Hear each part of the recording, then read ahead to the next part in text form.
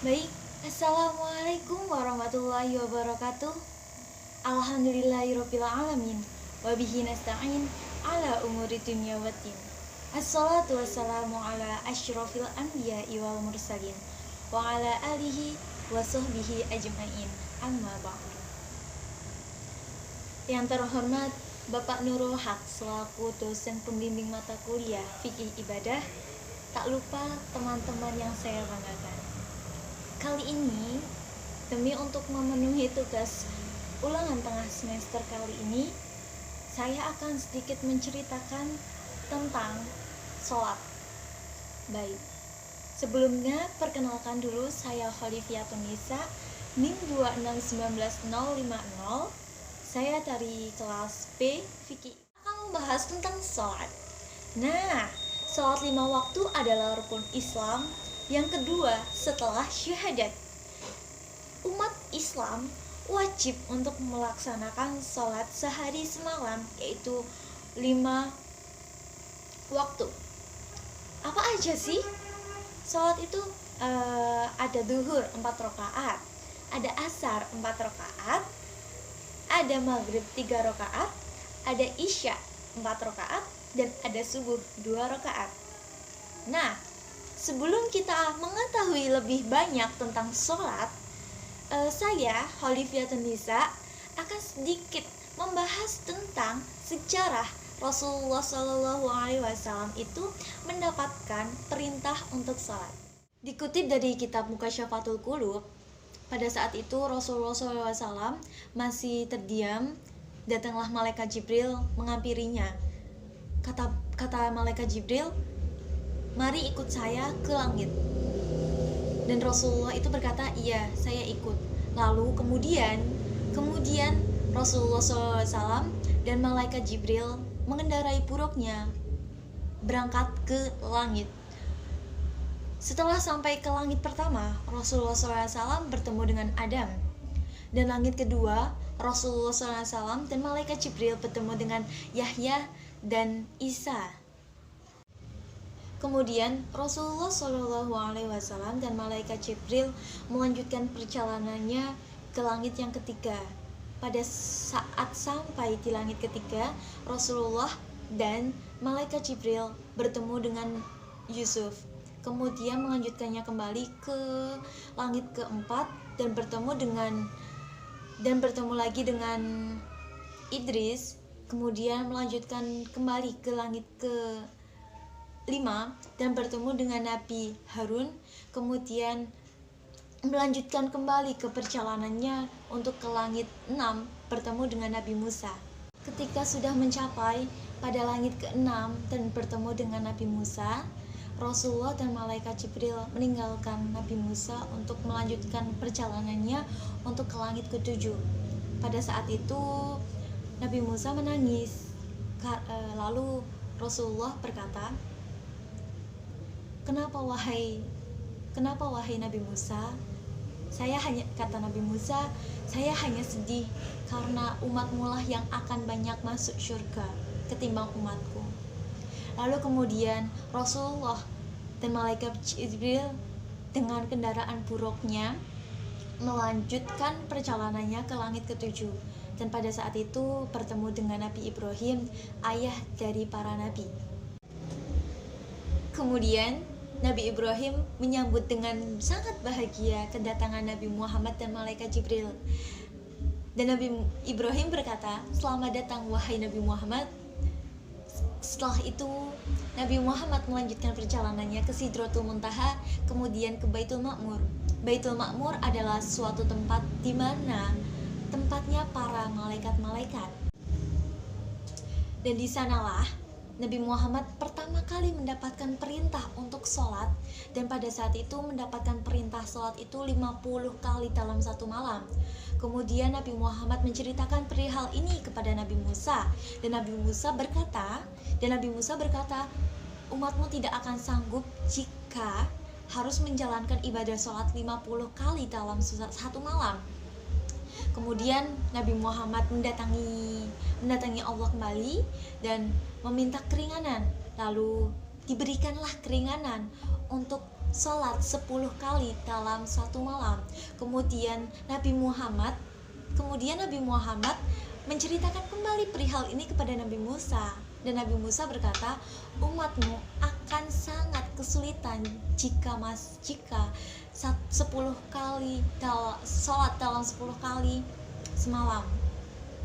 Kemudian Nabi Muhammad meminta keringanan kembali dan sampai pada di titik 5 kali dalam satu malam. Nah, dari situlah umat Islam harus menjalankan ibadah sholat 5 kali dalam sehari semalam, yaitu duhur, asar, maghrib, isya, dan subuh. Perintah sholat 5 waktu dalam sehari semalam juga termaktub dalam Al-Quran surat An-Nisa ayat 103 yang berbunyi, A'udzubillahi minasyaitonirrajim, Bismillahirrahmanirrahim. Inna sholata kanat 'alal mu'minina kitaban mauquta, yang artinya sesungguhnya sholat adalah kewajiban bagi umat Islam. Al-Quran Surat An-Nisa ayat 103.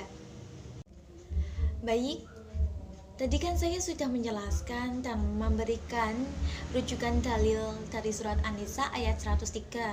Sebenarnya dalam Al-Quran itu yang menjelaskan tentang sholat itu banyak sekali, dan ini saya akan memberikan satu dalil kembali dalam Surat Al-Isra ayat 78 yang artinya, dirikanlah sholat dari terbenamnya matahari sampai tergelincirnya matahari, dan jangan lupa dirikanlah sholat subuh, karena sholat subuh adalah sholat yang dilihat oleh para malaikat.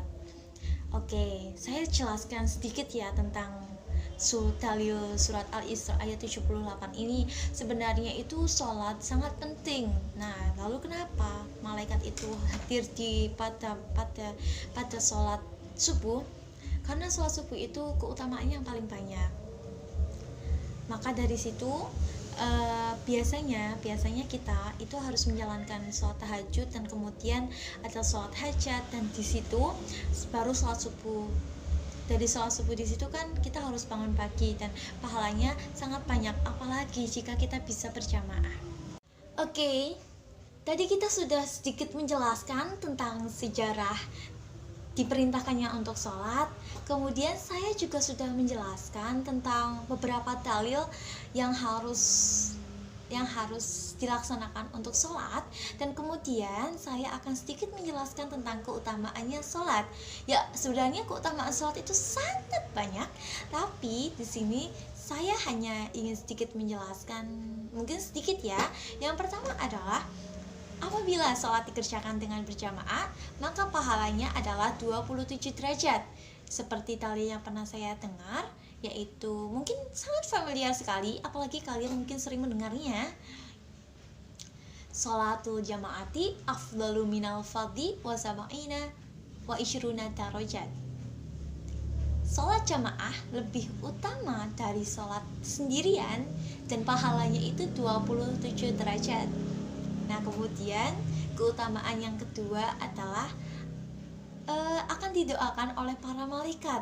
Oke, tadi kan saya juga sedikit menyinggung tentang dalil pada surat Al-Isra ayat 78 tentang malaikat itu akan dilihat oleh para malaikat, dan disitulah malaikat itu mendoakan ketika kita sholat, dan secara khusyuk pada saat itu ketika selesai sholat kita berdoa, dan doa itu yang akan diaminkan oleh para malaikat juga. Jadi usahakan juga ketika kita selesai sholat itu berzikir dan berdoa, apalagi untuk memohon ampun kepada Allah, karena kita banyak dosa dan banyak kesalahan.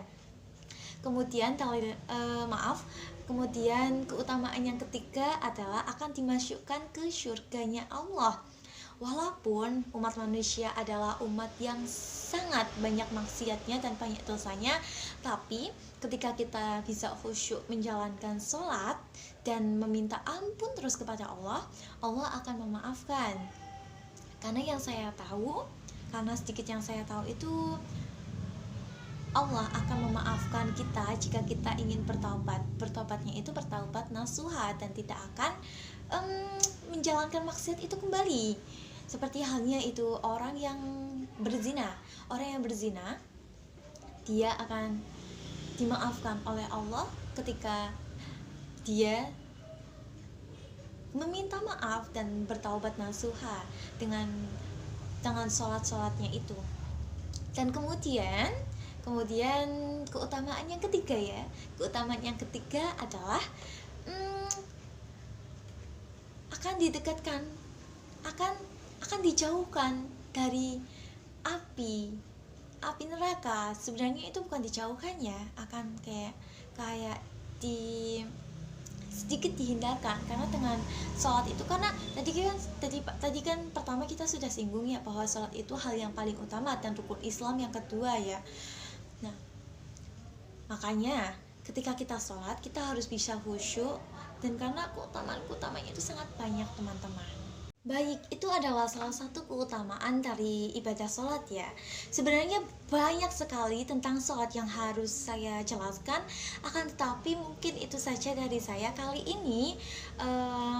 Kesimpulannya dari saya, tetaplah sholat dan khusyukkanlah sholat kalian, karena sholat adalah tiangnya agama. Ibarat rumah, ketika tiangnya roboh, apakah rumah itu akan berdiri tegak? Tidak akan, karena tiangnya aja udah roboh gitu loh. Apalagi dengan ibarat dengan sholat juga seperti itu. Ketika tiang imannya kita roboh, maka kita bisa dihancurkan kapanpun gitu ya teman-teman. Mungkin itu saja dari saya. Kurang lebihnya saya mohon maaf. Kesalahan datangnya dari saya, dan kelebihan itu datangnya dari Allah SWT. Terima kasih. Wassalamualaikum warahmatullahi wabarakatuh.